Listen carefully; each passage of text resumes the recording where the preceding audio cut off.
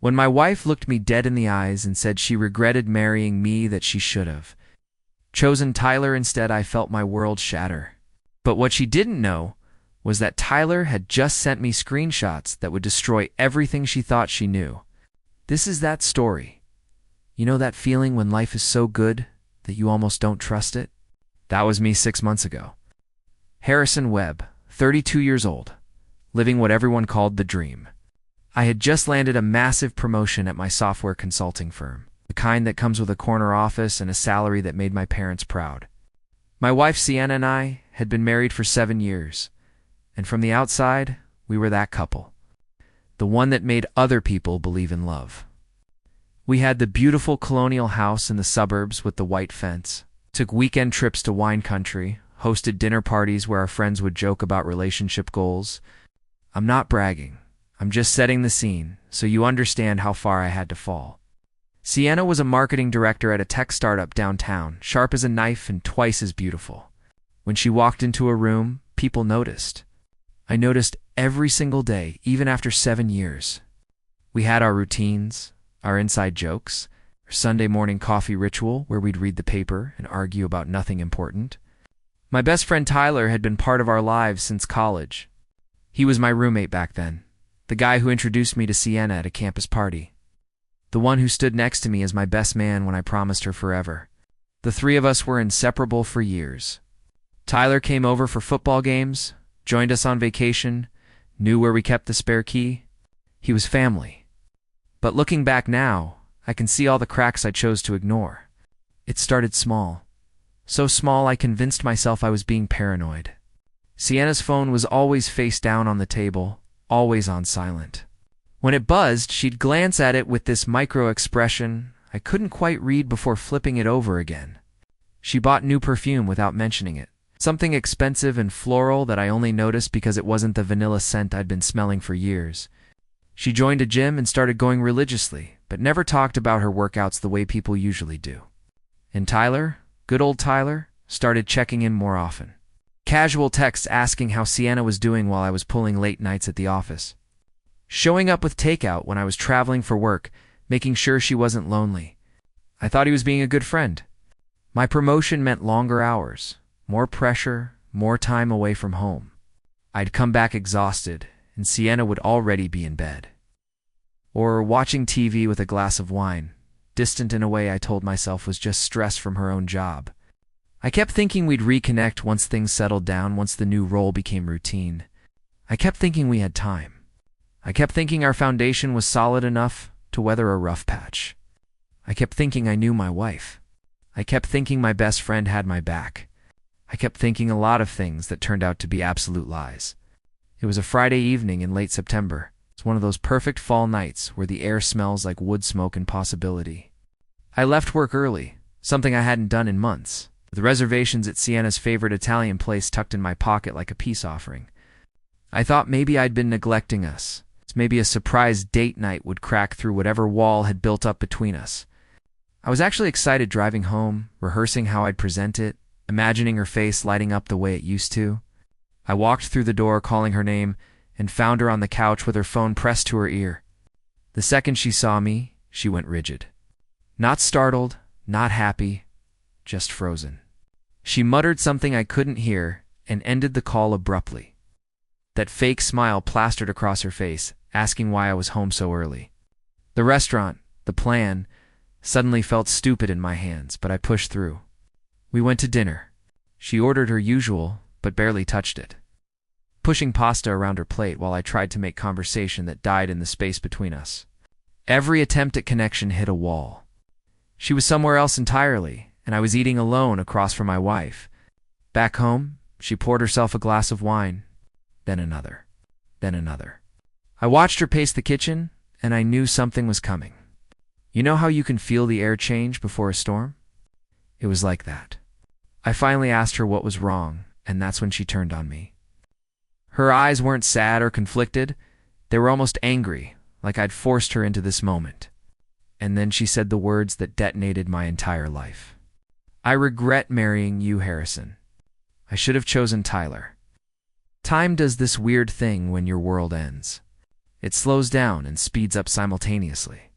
I heard every word with perfect clarity while simultaneously understanding nothing at all.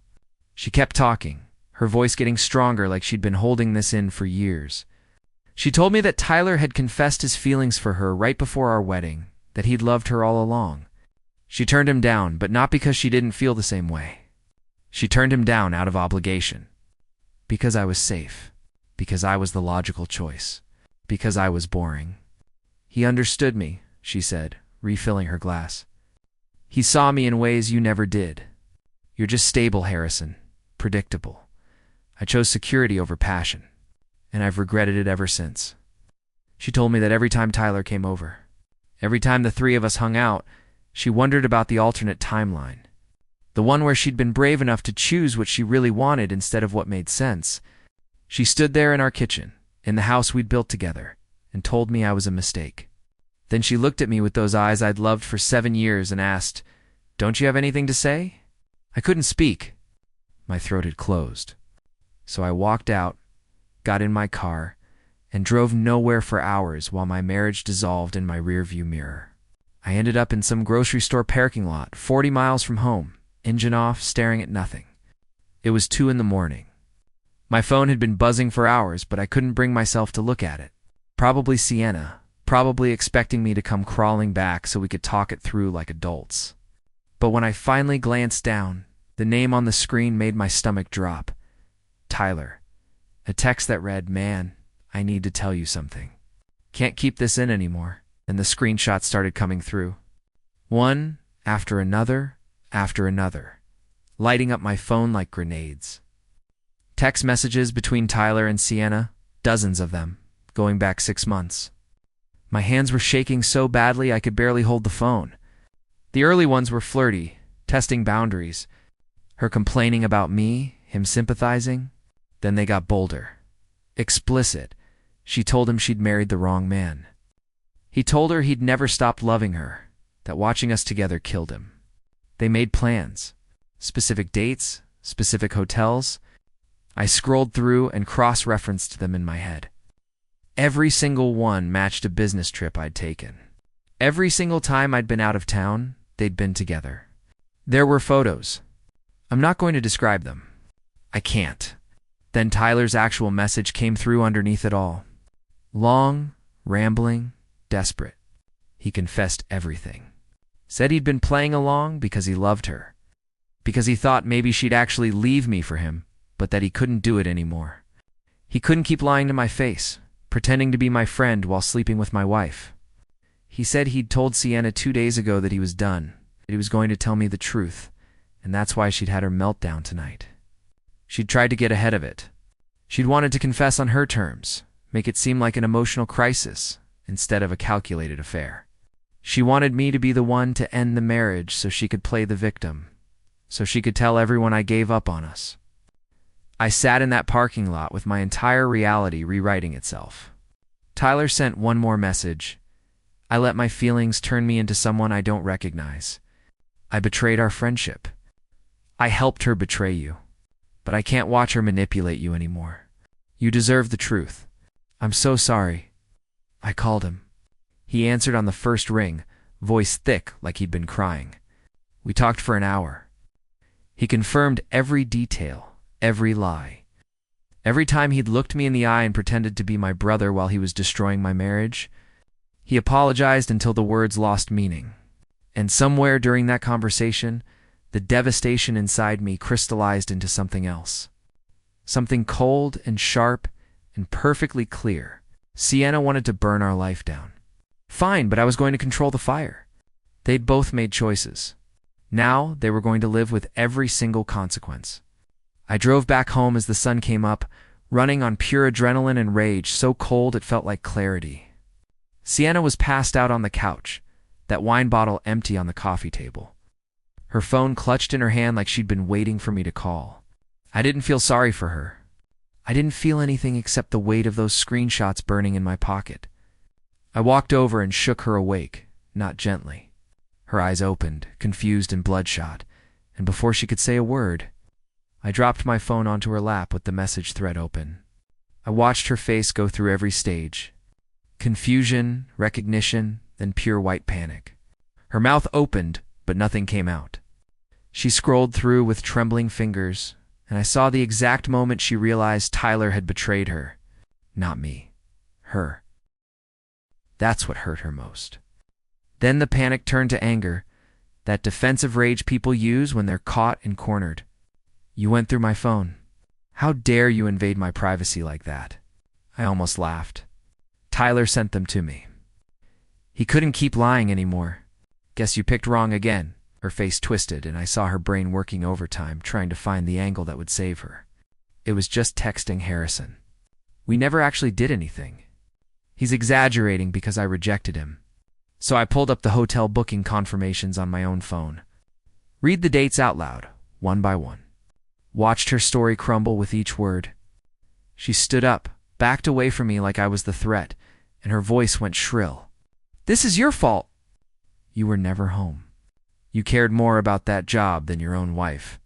You pushed me right into his arms. I worked to build our future. You destroyed it because you were bored. That's when she slapped me, hard enough that my ears rang. We stood there staring at each other, and I realized I didn't recognize this person at all. 7 years, and I'd been married to a stranger. My voice came out eerily calm, detached, like I was reading from a script. Pack your things. You have 2 hours. The slap had been her last play, and when it didn't break me, she switched tactics. The anger dissolved into tears, into pleading, into the performance of her life. She loved me. She'd made a terrible mistake. She was confused and vulnerable, and it meant nothing. She grabbed my arms, and I stepped back. She followed. I kept stepping back until she was literally chasing me around our living room, sobbing about everything she'd sacrificed for this marriage. Tyler seduced me when I was vulnerable. He took advantage. I held up my phone again. Your texts say different. You initiated most of it. Her face went hard. That's when I knew the real Sienna was finally showing up. You'll never find anyone like me again. I showed her the divorce attorney's number already pulled up on my screen. I'm counting on it. The sound of her screaming and throwing things upstairs barely registered. I was already gone. 3 days later, Sienna was living at her sister's place, and I was sitting across from Fiona Caldwell, a divorce attorney with steel gray hair and a reputation for obliterating cheating spouses in court. I slid a folder across her desk containing printed screenshots, hotel receipts, credit card statements, and a timeline I'd built documenting every lie. She flipped through it with the clinical precision of a surgeon examining an X-ray. And when she looked up, there was something almost like respect in her eyes. This is ironclad. Adultery with documented evidence. We'll get you a very favorable settlement, Mr. Webb. I don't want favorable, I said. I want everything I'm legally entitled to. I want it documented so thoroughly that she can't spin this into anything other than what it is. Fiona smiled. It wasn't a nice smile. Here's what Sienna didn't know, what she'd apparently forgotten in her hurry to blow up our lives. The house was in my name only, purchased with inheritance money from my grandfather before we ever got married. The joint savings account? I'd contributed 75% of it over the years, and I had 7 years of bank statements to prove it. And those hotel rooms she'd been meeting Tyler in? She'd booked them on our joint credit card. Every single transaction was evidence of her affair, paid for with marital funds. But I wasn't done. I called Tyler, told him I needed to talk, that maybe we could work through this as friends. He was so eager to be forgiven that he didn't question it. I recorded the entire conversation, completely legal in our state, got him to confirm the affair timeline, the frequency, the details. He admitted Sienna had initiated most of their encounters, that she'd told him I was emotionally abusive and neglectful, painting herself as the victim to justify what they were doing. He admitted now that she'd been lying, manipulating both of us. She told me you'd become cold, that you didn't love her anymore. I know now she was setting the stage.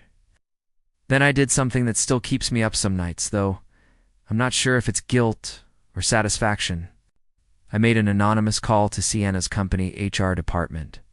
Just provided facts, dates when she and Tyler had met during work hours, the nature of their relationship. Turns out, Tyler worked for the same parent company, different division. Turns out, they had a strict fraternization policy, especially for people in leadership positions. Both of them were put under investigation within a week. I filed for divorce with prejudice, citing adultery with evidence. Demanded full ownership of the house, 70% of joint savings, and that she'll cover all legal fees. Her attorney took one look at what Fiona sent over and advised Sienna to settle immediately. Fighting it would only cost more money and expose her publicly in court. Tyler called me 17 times that week. I blocked his number after listening to the first voicemail. He was fired 3 days later. Leadership position, higher standards, violation of company ethics. Sienna got suspended pending investigation, and I slept better than I had in months, knowing that the truth was finally doing its work. 2 months into the divorce proceedings, I watched their lives collapse in real time. I'd be lying if I said it didn't feel like justice. Sienna's work situation deteriorated fast. The investigation concluded that she'd violated company policy. And while they didn't fire her outright, they made it clear her career there was over. She resigned before they could push her out. Tyler wasn't so lucky. His termination was immediate and public within the company. Leadership position, they said. Higher standard of conduct. His LinkedIn went dark. Sienna started posting vague messages on social media about betrayal and karma. And I knew she was talking about Tyler, not me. He'd committed the ultimate sin in her eyes, not sleeping with her, but telling me the truth. Our mutual friends started reaching out cautiously at first, asking for my side of things. I didn't blast it publicly, didn't need to. I just told the truth to people who asked. Showed a few of them the evidence when they seemed skeptical. Word spread the way it always does. Suddenly, Sienna and Tyler were persona non grata in our entire social circle. Dinner party invitations dried up. Group chats went quiet when they posted. They'd burned down my life and ended up isolated in the ashes of their own. The court hearing was almost anticlimactic. The judge, a woman in her 60s who'd probably seen every variation of this story, reviewed the evidence with visible disgust. She didn't hide her contempt when she read some of the messages aloud for the record. Sienna sat next to her attorney, looking smaller than I'd ever seen her. And when the judge issued her ruling, Sienna's face crumpled. I got the house, 80% of our joint assets, and she was ordered to pay my legal fees. She broke down sobbing right there in the courtroom. I felt nothing. Not satisfaction, not pity, just a vast empty space where 7 years used to be. The final twist came a month later. Tyler reached out through a mutual acquaintance, begging to talk. Against my better judgment, I met him for coffee. He looked terrible, like he'd aged 5 years in 5 months. Lost his job, his reputation, most of his friends. He apologized again, said he'd lost everything. Then he told me the part that actually made me feel something. Sienna wouldn't talk to him anymore. Blamed him for everything falling apart. Said if he'd just kept his mouth shut, they could have had their happily ever after. I ruined my entire life for someone who won't even answer my calls, he said, voice breaking. You ruined your life by betraying your best friend, I corrected. Lose my number. 6 months after the divorce finalized, I ran into Sienna at the grocery store. She looked tired, worn in a way that had nothing to do with age. She tried to approach me, started with Harrison, but I just kept walking. Didn't speed up, didn't acknowledge her, just continued like she was a stranger. Because that's what she was now. She wanted passion over security. She got chaos over stability. Sometimes the grass isn't greener. It's just dead on the other side.